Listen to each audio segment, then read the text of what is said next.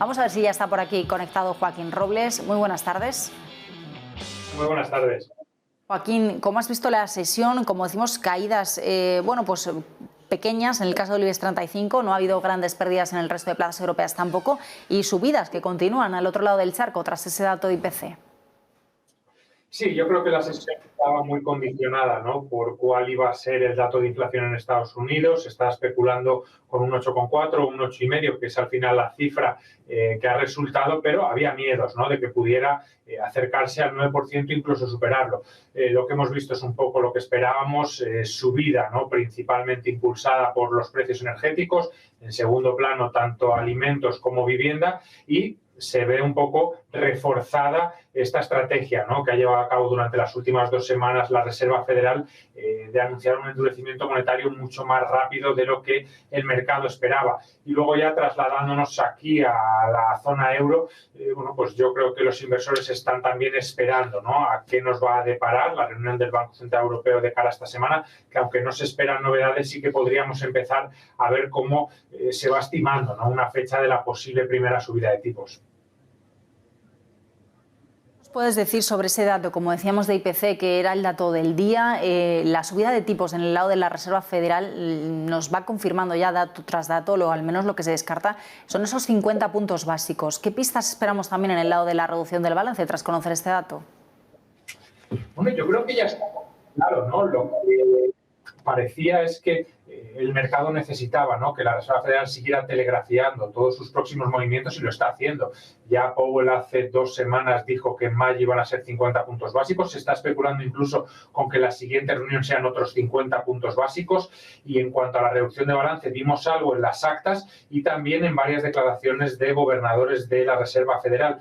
Se está hablando de al entorno de 1 billón de reducción anual para este 2022 y para 2023, lo que equivaldría, ¿no?, a 2 o 3 subidas, ¿no?, de 25 puntos básicos, y quizás es lo que al mercado, ¿no?, le ha sorprendido, que vaya a ser ya durante este mes de mayo.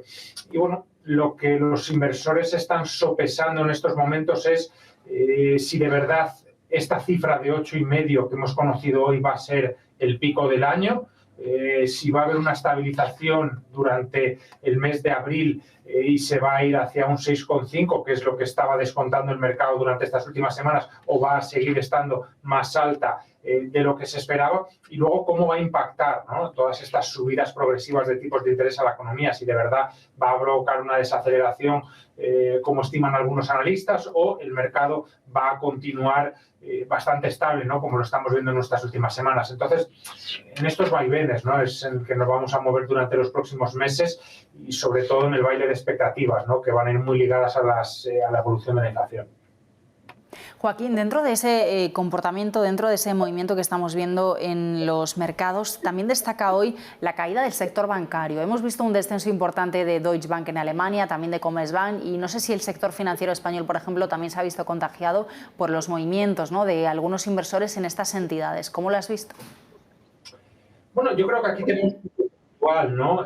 Lo que se ha informado hoy es de la venta, ¿no?, de unos 1.900 millones de euros en posiciones tanto de Deutsche Bank como de Commerzbank. No se ha hecho público quién ha deshecho estas posiciones. Supongo que lo conoceremos, ¿no?, durante las próximas sesiones. Y al vender, ¿no?, un paquete tan grande, ¿no?, con un descuento creo que del 7,5, bueno, pues ha provocado que las caídas fueran incluso cercanas, ¿no?, al doble dígito. Al final creo que se han quedado entre un 5 y un 6%.